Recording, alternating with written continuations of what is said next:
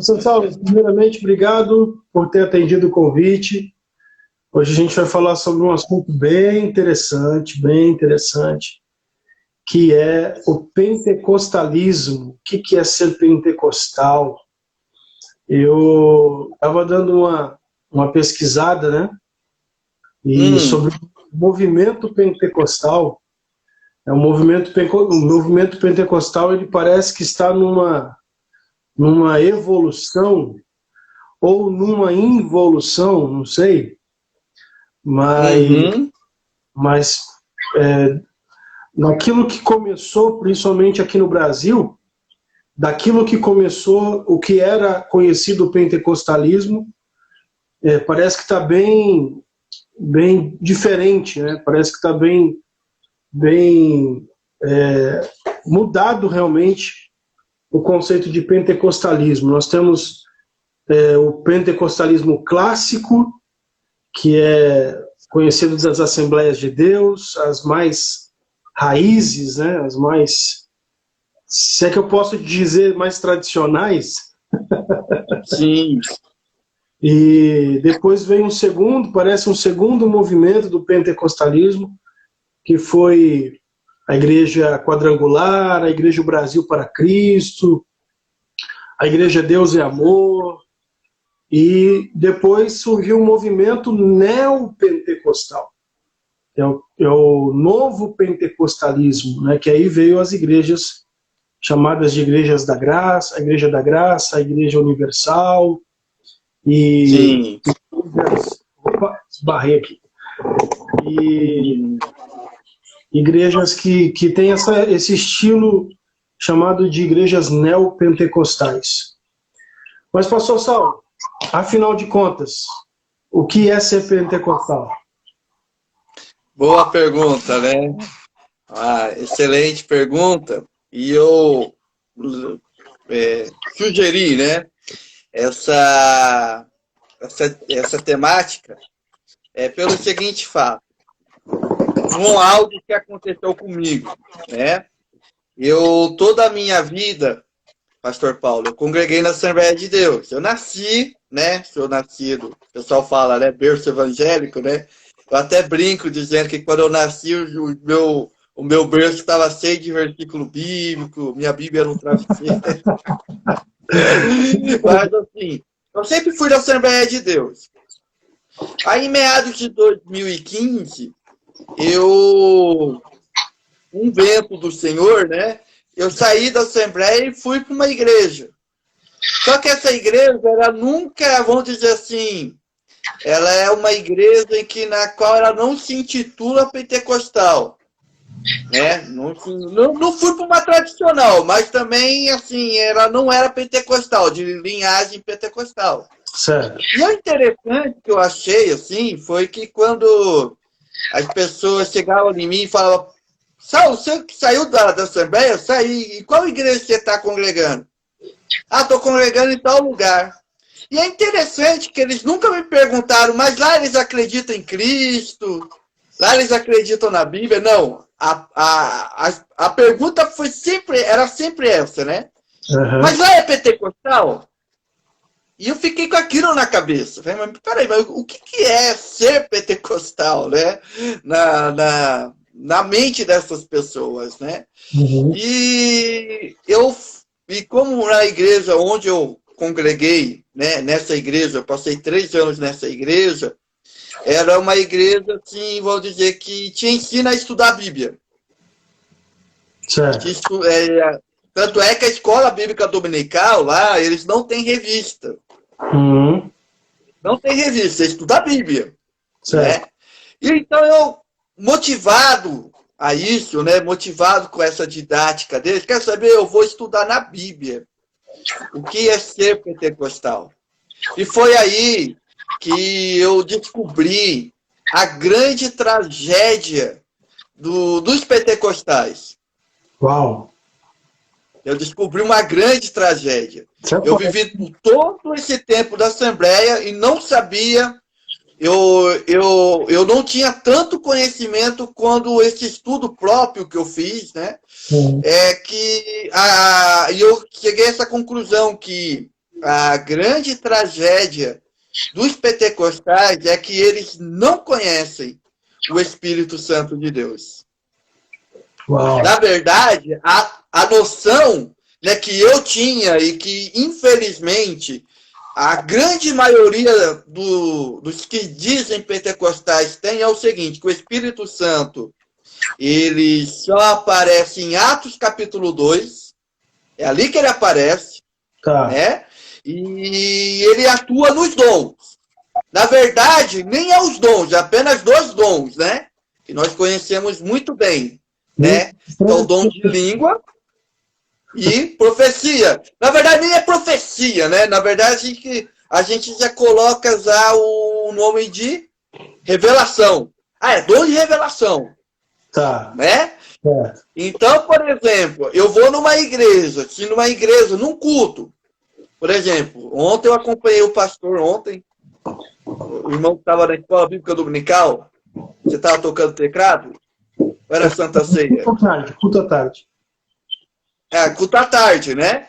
Então, aquele culto não teve revelação. Não teve. Certo? Só a palavra. Teve língua. Então, por pentecostal, é um culto frio. É um culto que não teve a manifestação do Espírito Santo. Sim. Só que ser pentecostal, biblicamente falando, vamos dizer assim, embora esse termo pentecostal não exista na Bíblia, né?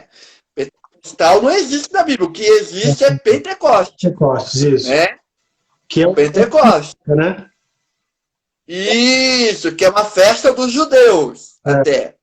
Mas o que aconteceu no Pentecoste é o que nos qualifica, é o que a gente pega como, vamos dizer assim, o nosso nome, né? Por que eu sou pentecostal? Porque eu creio que o que aconteceu lá nessa festa de Pentecostes é contínuo, né? E vamos dizer assim, a consequência chegou até mim, chegou até você, né? Então eu creio no Espírito Santo, eu creio na manifestação dos dons. Só que ser pentecostal, assim, eu descobri, eu pego essa definição para minha vida, é que ser pentecostal primeiro, é você ter pelo menos vamos dizer assim, uma noção de quem é o Espírito Santo. Certo. Você entendeu? Qual que é o papel dele? O que ele faz? Aonde que ele começa a atuar na nossa vida? Uhum. E aí, Paulo de Deus, eu comecei a vislumbrar tanta coisa maravilhosa, né? Nós pegamos, por exemplo, o Espírito Santo, ele atuando desde a fundação do mundo, né? No Antigo Testamento. Eu não tinha ideia de como que ele atuava no Antigo Testamento, e nós vemos ele atuando, né? Nos profetas, nos sacerdotes, nos reis, nos juízos, né? Tem um texto muito bonito, né? Quando Moisés ele vai construir o tabernáculo, aí ele seleciona 2 homens para fazer as artes, né, o artesanato em ouro, em bronze, e nesse texto Deus diz que o meu espírito irá capacitar eles, né? Nós temos o caso de Sansão também, então a gente está vendo vários casos, né? Então ser pentecostal para mim é ter essa noção de quem é o Espírito Santo e o que ele faz e do que ele está fazendo na minha vida.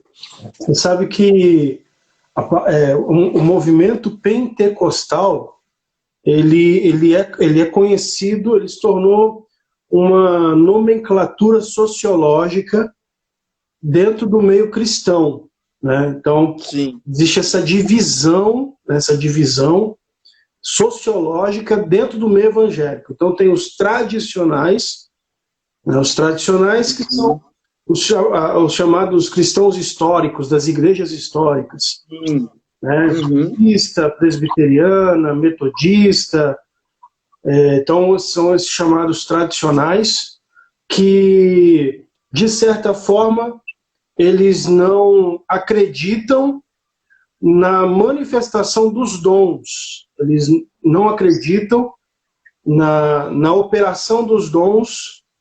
Nos dias de hoje. Hoje em dia, exatamente, que os dons cessaram. Que os dons cessaram. E aí vem o movimento pentecostal, e aí existe uma definição para pentecostalismo, que seria um movimento dentro do meio evangélico que dá ênfase ao batismo no Espírito Santo e aos dons espirituais. E aí, como a gente falou no início da live, existe aí o pentecostalismo clássico, que são aí as Assembleias de Deus, que quando chegaram no Brasil, trouxeram esse ensinamento do batismo com o Espírito Santo, do falar em línguas estranhas e também da manifestação do Espírito Santo através dos dons. Depois veio uma evolução do pentecostalismo com as igrejas, o Brasil para Cristo, Quadrangular, e o neopentecostalismo, que é o novo pentecostalismo, com as igrejas que dão ênfase aos dons, digamos assim, de forma não é de forma exagerada, essa não seria a palavra, mas que eles trazem elementos do culto, eles trazem elementos físicos com o argumento de motivar a fé das pessoas. E aí eles apresentam lá o sal, o sal para a pessoa andar no sal, eles colocam lá uma porta e a pessoa tem que passar pela porta, eles vendem lá uma rosa que foi ungida com óleo, o azeite lá de Israel. Então esses são elementos físicos que são trazidos para o culto como forma de estimular a fé das pessoas. E o que você falou é uma coisa importantíssima. Importantíssima. Por quê?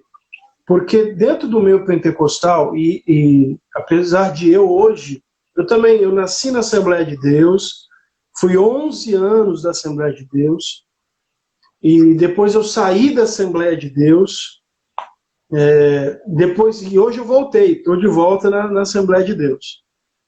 Mas uma coisa que eu procuro ensinar para as pessoas dentro do meio pentecostal é que mais importante do que sentir a presença do Espírito Santo é estar na presença do Espírito Santo.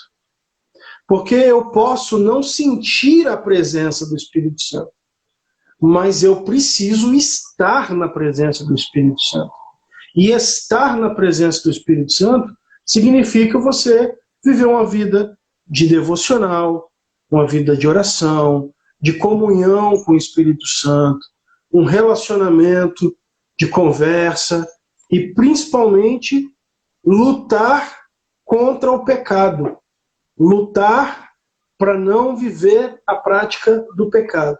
Isso é estar na presença do Espírito Santo, que é muito mais importante do que sentir a presença do Espírito Santo. Você concorda com isso? Com certeza, é isso mesmo. Tem um texto que você me fez lembrar, falando sobre estar na presença do Espírito Santo. Uhum. Efésios, capítulo 4, verso 30, diz assim: não entristeçam o Espírito Santo de Deus, com o qual vocês foram selados para o dia da redenção. Livre-se de toda amargura, indignação, ira, gritaria e calúnia, bem como de toda maldade. Né? Então você vê Isso comprova o que você disse, né? Uhum. Mais importante do que sentir a presença do Espírito Santo é estar sempre na presença dele, né? E quantas vezes nós o entristecemos? Porque Paulo vai dizer em 1 Coríntios que nós somos o templo do Espírito. Sim. Ou seja, aonde que o Espírito Santo está? Ele está no céu? Não. Não. Ele está morando em nós. Sim. Né? Sim. Ele está em nós. Né? Então, quando eu tenho essa atitude de... essa vida, vamos dizer assim, eu sou uma coisa na igreja, eu sou pentecostal na igreja, e lá fora eu sou aquela pessoa na qual vivo conforme o mundo dita, né? Eu danço conforme a música, vamos dizer assim. Essas atitudes entristecem o Espírito Santo. Então, ser pentecostal não é apenas a gente só fica fissurado em 4 paredes, né? Mas não, nós temos que ser pentecostal em casa, na nossa casa, nós temos que ser pentecostal no nosso serviço. Aonde nós estivermos, nós temos que resplandecer, né? Fazer a diferença. E quantas vezes nós o entristecemos, né? E Paulo vai dizer, como entristecer o Espírito Santo? Livrando de toda amargura. Quantas pessoas, né? Eu vejo dentro da igreja amargurada. Uhum. Como que pode, pastor Paulo?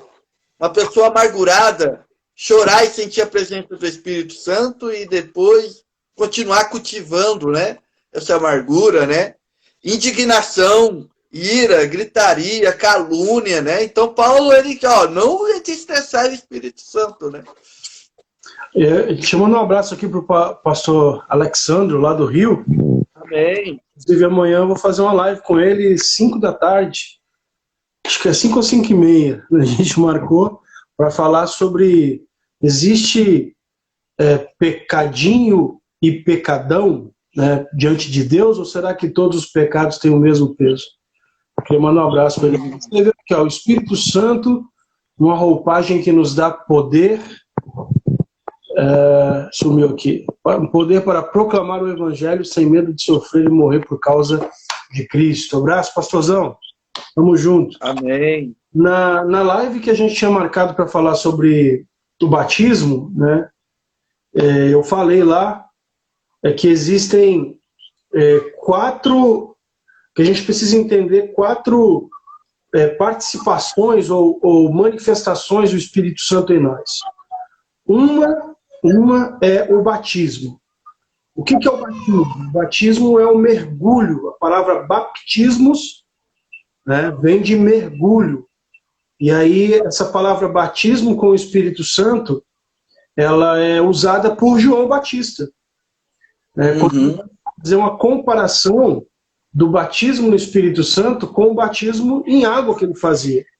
Ele disse assim, olha, eu vos batizo com água para arrependimento dos pecados. Mas depois de mim, vai vir um que eu não sou digno de desatar a sandália da alparca dele, e ele vai batizar vocês com o Espírito Santo. Então, o batismo é um mergulho, ele vai mergulhar vocês no Espírito Santo.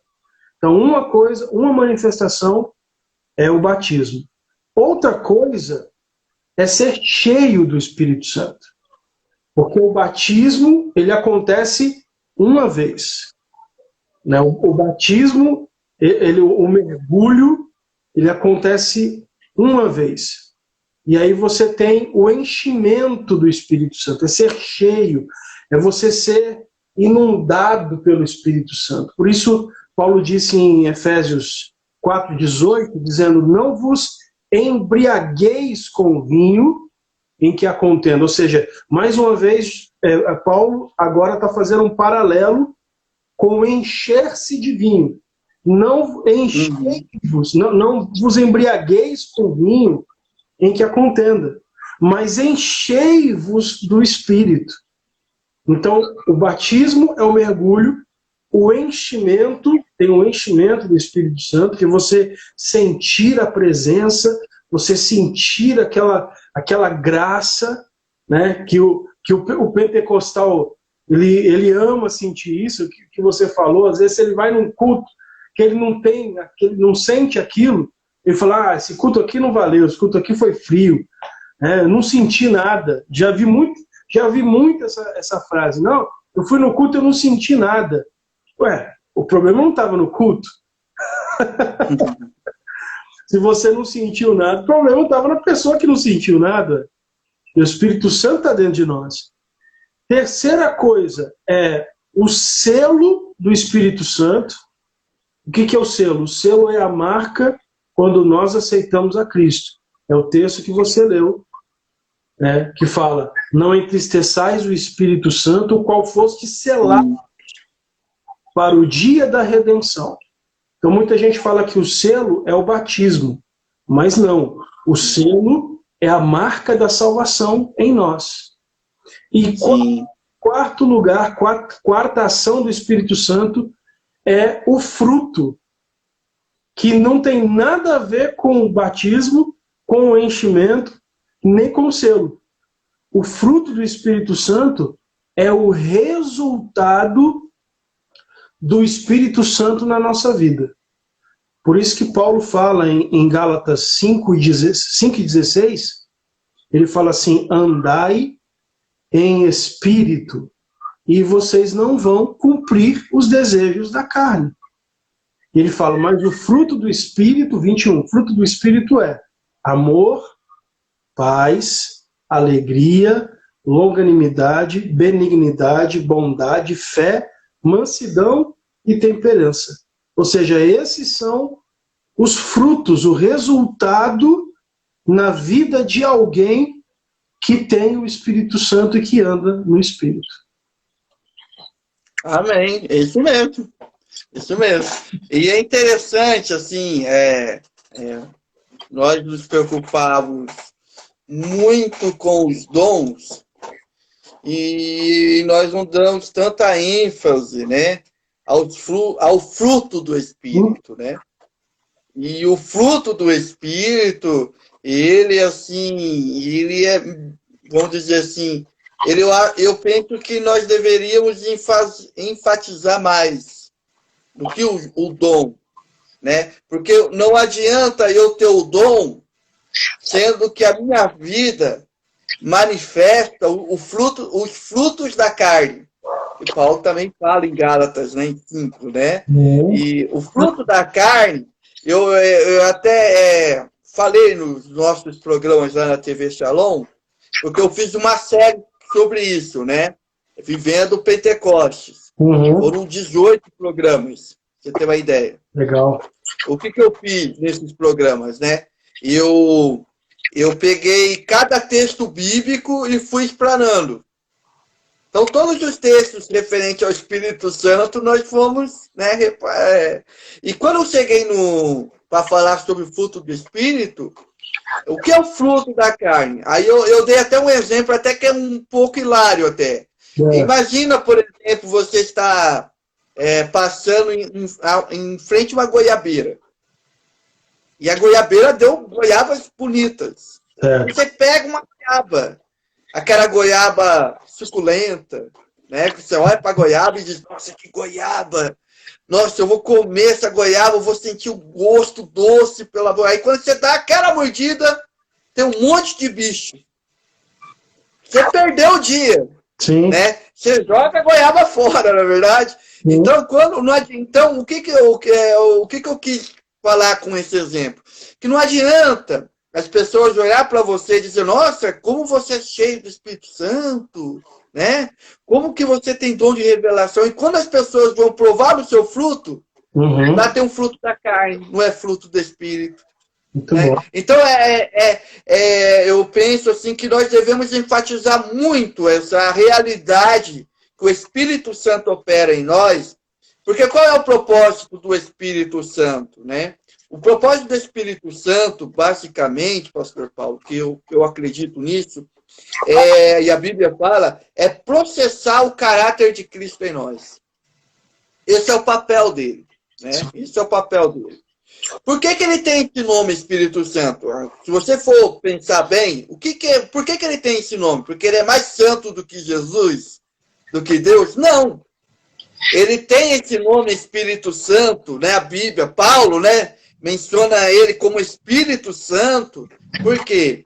Porque o principal papel que ele faz em nós é operar o processo da santificação, que é o processo do caráter de Cristo em nós. Né? E como você bem disse, né, em uma das manifestações do Espírito Santo, né, e qual é o resultado, vamos dizer, externo dessa operação dele? É o fruto.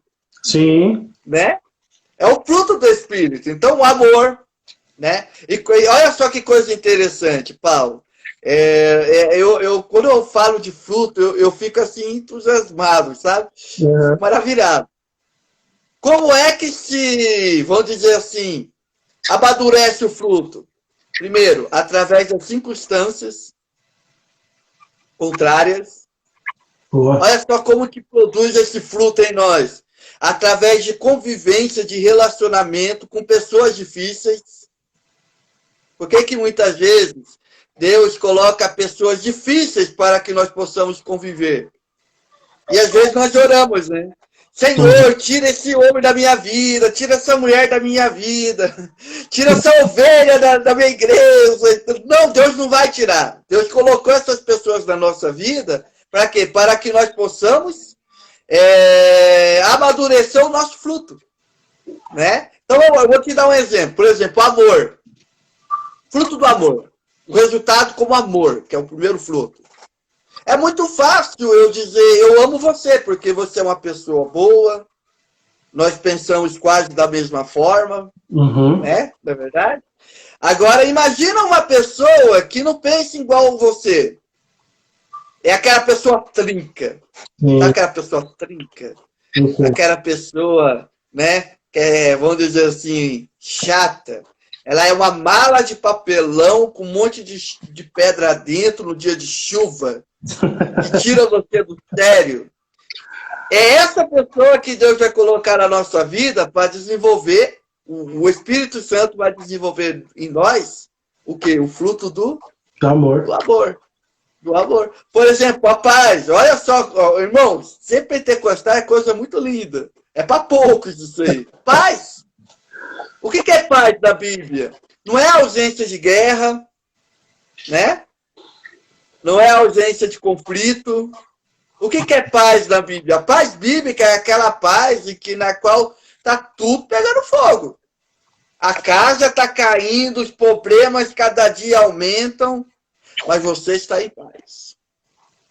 Você acredita que vai dar certo, você acredita que tem um propósito por trás, né? Paulo, ele fala isso, né? Não vos inquieteis por coisa alguma antes. Entregue a Deus as nossas orações e a paz que excede todo entendimento. Que excede todo entendimento. Mas peraí, sua vida está bagunçada, você está em paz, você está cantando, você está louvando a Deus, por quê? Porque eu estou em paz. Então tudo isso é fruto, né? Então eu acho que nós deveríamos, os pentecostais, assim, verdadeiros, assim, né? Eles enfatizam mais o fruto, eles demonstram mais o fruto do Espírito do que os dons. Porque os dons é uma consequência. Os dons é eu ter a consciência do ministério, né? Cada um tem um ministério. E como o Pentecoste ele está, vamos dizer assim, muito baseado em dom, é importante a gente pensar também, pastor. Já vou deixar você falar, calma aí. Tranquilo, né? Então, na questão dos dons, o que eu penso? Como nós fazemos uma outra live sobre os desigrejados, nós mencionamos muito isso aí, né? E eu falei naquela live o seguinte, quero repetir aqui de novo. Não existe ministério de banco. Não existe ministério de banco. Você não vai encontrar versículo nenhum que Deus chamou alguém, salvou essa pessoa e colocou na igreja só para ir na igreja. Essa pessoa que está indo na igreja, ela tem um ministério. E para desenvolver esse ministério, ela precisa de um dom. O que é um dom? É uma capacidade que Deus nos dá. Sim. Cura, né? uma palavra de conhecimento, de sabedoria, né? Alguma coisa ela tem, não é verdade? Uhum. Então é sobre essas nuances, né, das operações do Espírito Santo que um pentecostal ele acredita, ele vê isso aí, né? Eu descobri, pastor Paulo, que tem muito tradicional, irmãos de igreja tradicional, que são verdadeiros pentecostais. Eu descobri. E muitas pessoas que se dizem pentecostais, na verdade, não são pentecostais. Eu descobri isso aí. O pastor Alexandre escreveu aqui: enchei-vos do Espírito Santo, porque aquilo que te enche te controla, te lidera e te orienta. Olha, perfeito, isso mesmo. Glória a Deus. Na minha caminhada, professor Saulo, acredito que você já deve ter visto isso. Tá? Acredito que você também já deve ter visto isso. Mas eu já vi uma pessoa, por exemplo, um pastor, um caso real, Uhum. de um pastor que era tremendamente usado por Deus para entregar palavras proféticas, revelações, para entregar profecia, e profecias que eram de Deus, se cumpriam de fato. Eram sim, revelações que realmente ninguém sabia, ele não sabia, a pessoa não tinha falado nada para ninguém, e ele ia lá e falava assim: olha, Deus está dizendo isso para você, assim, assim, assim, está acontecendo isso na sua vida. Só que esse pastor batia na mulher. Ai, meu pai.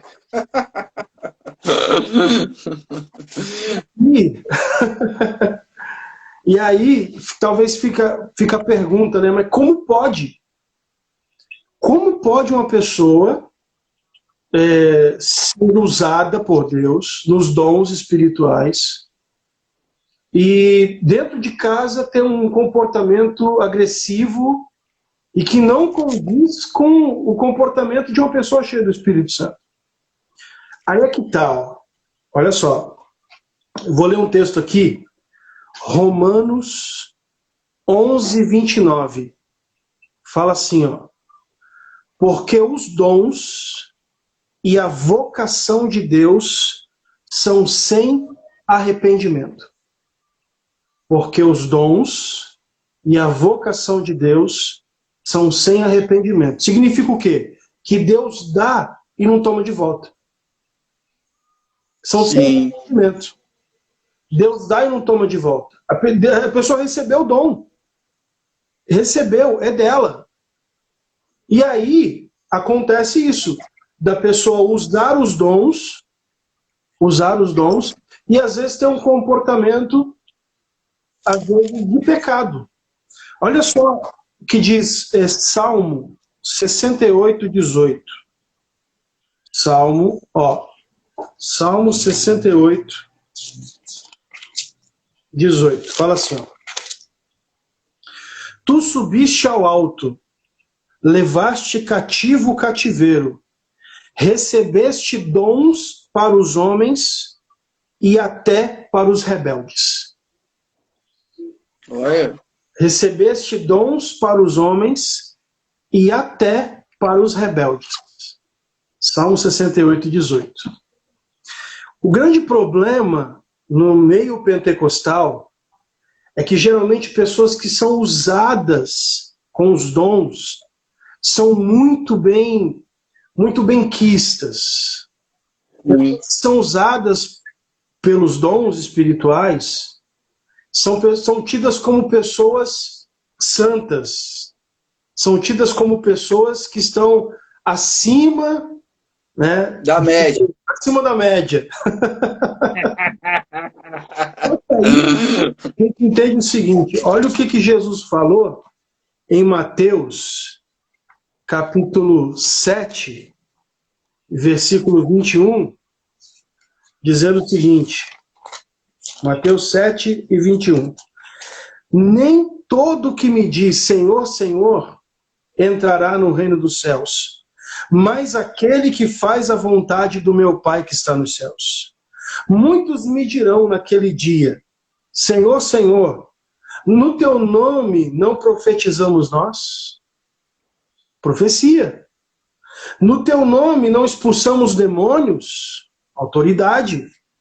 No teu nome não fizemos muitas maravilhas? Então eu lhes direi abertamente: nunca vos conheci. Apartai-vos de mim, vós que praticais a iniquidade. Apartai-vos de mim, você que pratica o pecado. Ou seja, dom não é sinal de salvação. Dom não é sinal de santificação. Santificação é fruto.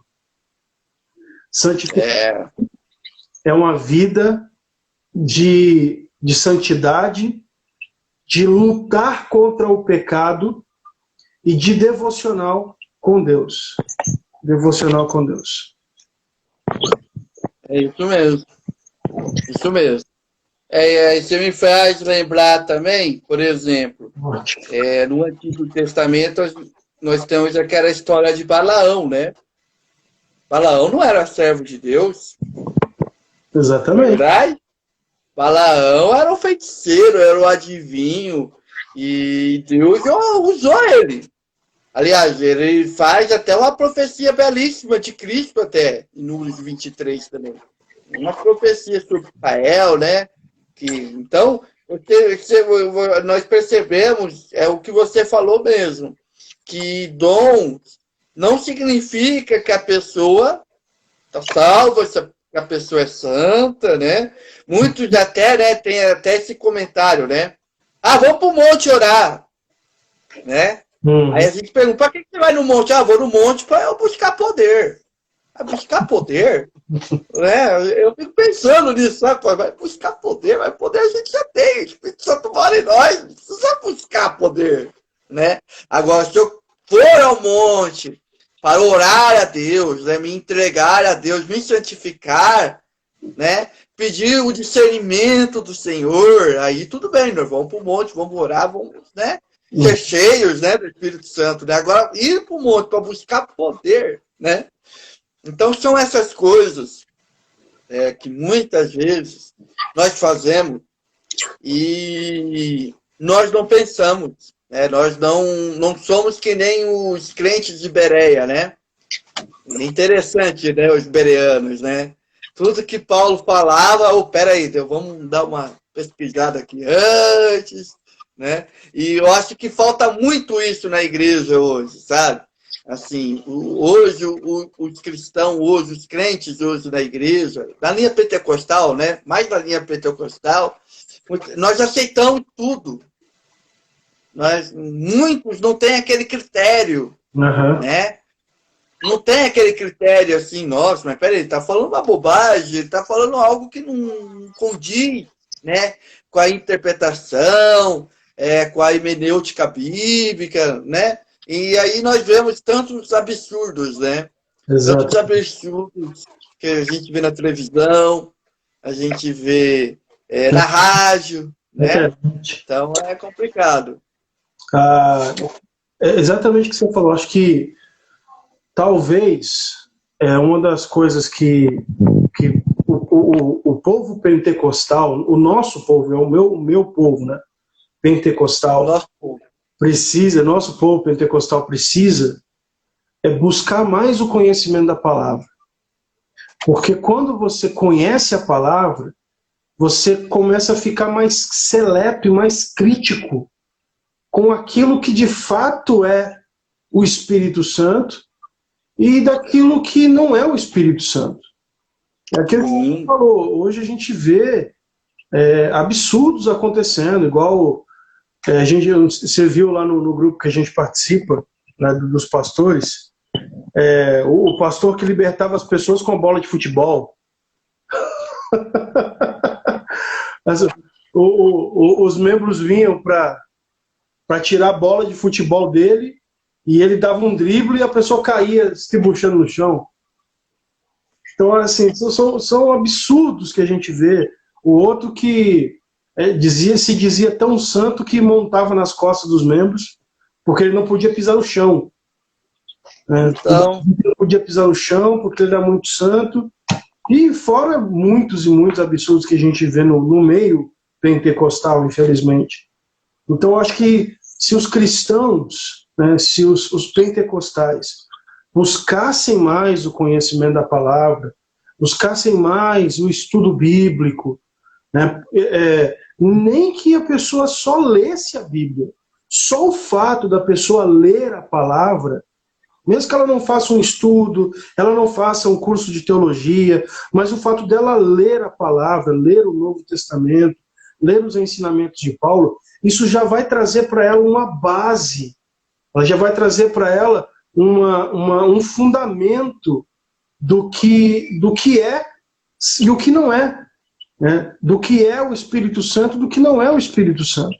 Agora, o grande problema é que muitos no meio pentecostal não leem a Bíblia. Não é que eles não estudam a palavra, não é que eles não fazem um curso de teologia, eles não leem a Bíblia.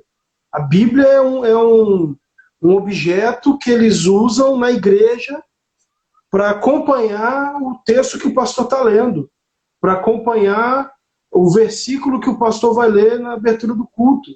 Não leem a palavra. E aí o que acontece? Eles acabam sendo levados por todo o vento de doutrina, né? Ou seja, tem um profeta não sei na onde lá que revela o RG.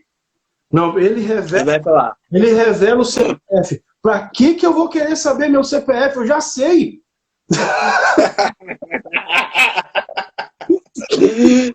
Tem revelar o CPF. O seu CPF é 329. Eu já sei o meu CPF. E aí as pessoas vão atrás desses movimentos, vão atrás dos profetas, vão atrás dessas revelações. Por quê? Porque não leem a Bíblia, né? Não buscam... Não leem a Bíblia. E isso, infelizmente, traz uma má imagem, né? Destoa a nossa imagem, né? Porque, por exemplo, a gente vê esses absurdos no Facebook. Sim. É a grande praça do mundo, né, praticamente, né? Todo mundo passa nessa praça. Então, por exemplo, eu como, vamos dizer assim, um leigo, vamos dizer assim, eu quero ver o que esse povo pensa. E vejo uma cena dessa, qualquer pessoa inteligente, um mínimo de razão, sabe que isso aí não é uma coisa... ninguém vai entender isso como uma coisa de Deus. Né? Por exemplo, um homem montado em cima do outro homem, porque esse homem diz que a terra está cheia de pecado, né? Como foi mencionado. Ou no caso do futebol também.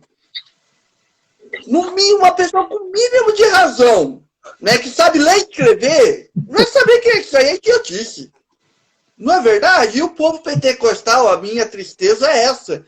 Assim, de muitos que acatam isso aí, abraçam isso aí como se fosse a verdade mais linda e maravilhosa que tem, né? Então é muito triste isso aí, né? Muito triste. Tem igrejas, graças a Deus, agora com essa quarentena, né, a gente deu uma esfriada nos convites e nas agendas, né? Mas eu estava recebendo muito convite para pregar. Até independente da rádio, mas eu já tinha muito convite. Tem igreja, pastor, que eu só fui uma vez. Porque o meu estilo é um estilo calmo, é um estilo sereno, tranquilo, tal, né? E os irmãos não gostam disso. Os irmãos gostam daquela pessoa que, né, faz barulho, tal, não sei o quê, né? Então é muito triste, né, a gente ver a influência do neopentecostalismo sendo, vamos dizer assim, propagada, né, nas nossas igrejas, por exemplo, da Assembleia de Deus, que deveria ser a voz da razão, e ela está se perdendo nisso aí também, né? O pastor Alexandre escreveu aqui: qualquer boa retórica e boa falácia arrastam essas pessoas. É a grande verdade. É a grande verdade. Você quer ver uma coisa? É só você olhar as lives, porque hoje a gente está na era das lives, né? A gente está fazendo uma live aqui, né? Isso aqui começou antes da quarentena, né? as pessoas a fazerem lives, cultos online, mas deu essa ascensão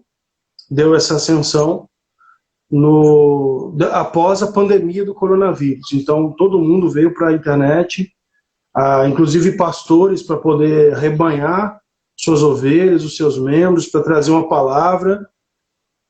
Tiveram que se adaptar a esse novo modelo, né, que são as lives. Mas aí você pega uma live no Facebook de revelação. O camarada tá com a mão cheia de sal. Não sei se você já viu isso. O camarada tá com a mão cheia de sal e falando assim, a pessoa que está compartilhando, só que assim, ele não aparece o rosto. Ele não mostra o rosto. Não. Ele filma a mão. Eu vi uma vez. Ele filma a mão dele. E aí ele fala assim, você que... Aí ele olha nos comentários, né, o pessoal que está entrando, fala assim, por exemplo, Patrícia Vitória entrou aqui agora. Olha, Patrícia, Deus manda dizer que ele está entrando na tua casa, em alguém da tua família. E aí ele deixa lá o contato dele, o WhatsApp dele, e aí ele fala assim, olha, se você quiser uma oração especial, você entra em contato comigo no WhatsApp. E aí a pergunta é, o que se segue depois? Não quero nem saber. Será que é um pedido de oferta? Será que é uma cobrança para fazer uma oração? Que infelizmente tem isso. Só que aí você... Tem tudo isso, né? Esses tipos de lives, né, esses tipos de lives de revelação, lives de profecia, né, o camarada fala assim, olha, se você compartilhar isso aqui para 5 grupos seus, essa live, Deus vai entrar com uma bênção financeira na sua vida. E o pessoal vai lá e e vai compartilhando. Entendeu? Por quê? Porque aquilo que o pastor Alex escreveu aqui, uma boa retórica, uma boa, né, a pessoa vem com uns revelamentos, umas visagens e umas profetadas, e o pessoal vai atrás, entendeu? Infelizmente. É isso aí. É complicado, né? Vamos orar para que Deus possa nos usar, né, para mudar essa mentalidade do nosso povo, né? E eu oro muito a Deus para que Ele use pessoas como você, né? Use a cada um de nós para que nós possamos mudar essa mentalidade, porque assim, é muito triste. Se a gente for ver Daniel Berg, Gunnar Virgem, que começaram, né, o movimento pentecostal aqui no Brasil, eu penso, o que eles iam achar disso, de como nós estamos hoje? Eu acho que ele ia se assustar bastante até, né? Eu penso assim. Eu quero deixar claro que eu acredito nos dons espirituais, eu acredito na manifestação dos dons espirituais, eu acredito no batismo no Espírito Santo, no falar em línguas estranhas como a evidência do batismo com o Espírito Santo. Eu creio que a manifestação do Espírito Santo ela é para os dias de hoje. Mas eu tinha um pastor, que foi meu primeiro pastor, pastor Vicente, ele tinha 63 anos de idade, quando eu era adolescente. Ele dizia o seguinte, existem 3 tipos de profecia. Existe a profecia de Deus, existe a profecia do diabo, ele falava isso, e existe a profecia da Senhora. Senhora Carne. Da Senhora Carne.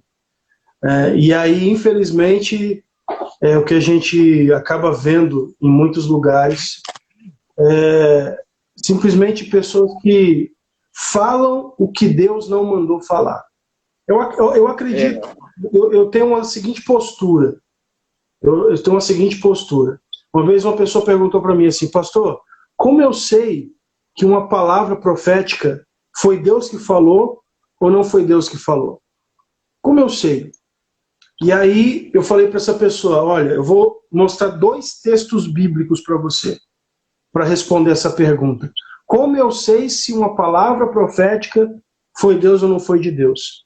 Deuteronômio, capítulo 18, versículo 22, fala assim: se disseres no teu coração, como saberemos a palavra que o Senhor não falou? Aí ele responde, o próprio Deus responde: se a palavra que o teu profeta falou se cumprir, então o Senhor falou através dele. Mas se a palavra não se cumprir, com soberba o falou o tal profeta. Não tenhais temor dele. Então, o primeiro critério, o primeiro parâmetro para saber se foi Deus que falou ou não, é se a palavra se cumprir. Deuteronômio 18, 20 ao 22. Então, se a palavra se cumprir, é porque foi de Deus. Se não se cumprir, porque não foi Deus que falou. Segunda forma de você saber se uma palavra foi de Deus ou não. Porque existem palavras proféticas que não estão relacionadas com o cumprimento. Às vezes é algo que Deus fala, por exemplo, Deus manda te dizer, igual um jovem lá do Paraná me mandou mensagem, olha só, ele falou assim: pastor, eu tenho um sonho de trabalhar com caminhão. Olha o que ele perguntou para mim: pastor, eu tenho um sonho, um rapaz jovem, de 20 e poucos anos, tem um sonho de trabalhar como caminhoneiro. E surgiu uma vaga para mim, numa empresa, para mim trabalhar como motorista carreteiro. Eu tenho habilitação, sou habilitado, e aí surgiu essa oportunidade. Mais uma irmã falou para mim que Deus estava mandando falar para mim não aceitar essa vaga de emprego, porque senão ia acontecer um acidente e eu ia morrer.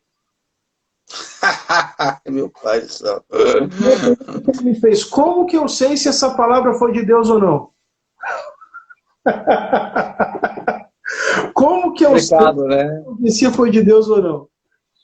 Na hora, eu brinquei com ele, porque eu tinha essa liberdade. Eu brinquei com ele. Falei: não, você vai. Se você morrer, porque foi Deus que falou. Eu brinquei com ele. Mas eu falei para ele assim, ó. A Bíblia fala em Números 23 e 19. Porque Deus, acho que é ao contrário, 19 e 23. Deus não é homem para que minta, nem filho do homem para que se arrependa. Porventura, falaria ele e não faria? Ou diria e não confirmaria? Falei para ele: queridão, busca confirmação.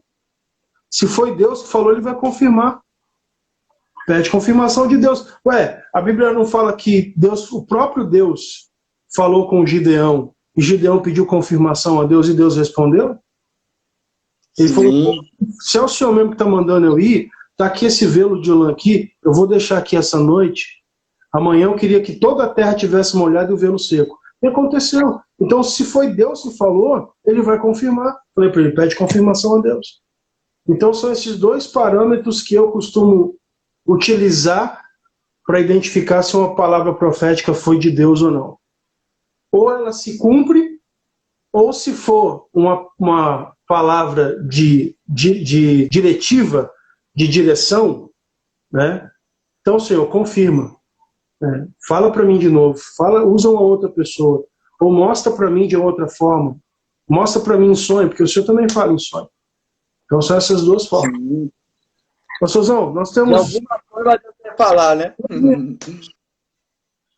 Pastor Alexandre falou assim, ó: existem charlatões que vão no perfil dessas pessoas e ficam sabendo de coisas e fingem saber de algo revelado por Deus. É verdade. É verdade. Verdade.